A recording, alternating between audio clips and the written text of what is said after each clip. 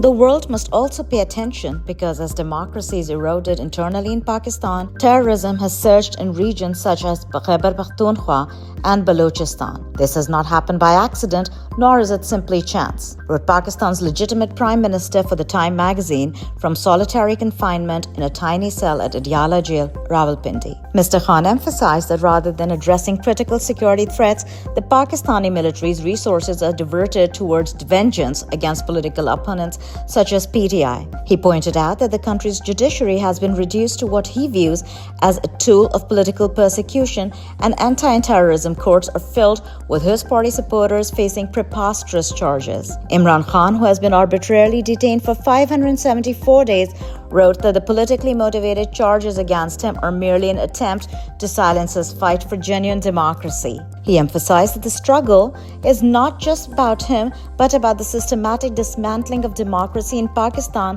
which has far-reaching consequences, including threats to regional security and disruption of trade, while also weakening global democratic values. Mr. Khan has urged the world to recognize the seriousness of this crisis, quote, not just for Pakistan's future, but for the stability of South Asia and beyond, end quote.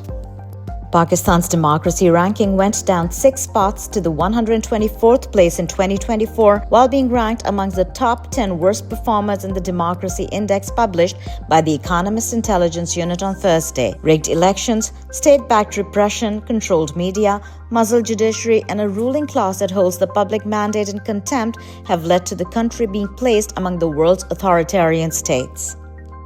The state of security in Pakistan continues to decline as the country's intelligence agencies carry on the political gerrymandering. A suicide bombing during Friday's prayers at Madrasa-e Haqqaniya in Akora Khatak in the Khyber Pakhtunkhwa province has left several casualties. The caretaker, Hamidul Haq Haqqani, son of Maulana Samiul Haq, was critically injured. The bomber reportedly detonated near the Imam's pulpit. Meanwhile, according to police reports, at least 8 people, including security officials, were injured in an explosion targeting vehicle of the security forces on Jan Muhammad Road, Quetta, in the Balochistan province.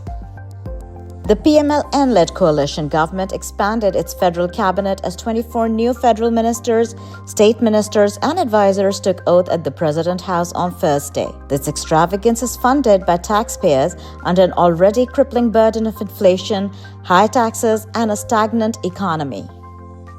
The Ukrainian President Volodymyr Zelensky visited the White House to discuss ongoing issues with Russia, resulting in a contentious meeting with President Donald Trump and Vice President J.D. Vance. The discussion was marked by heated exchanges over diplomacy and military support. The meeting concluded without the anticipated signing of a minerals deal, and Trump subsequently cancelled a planned news conference. The incident has stirred political reactions with calls from some for Zelensky to resign or change his approach.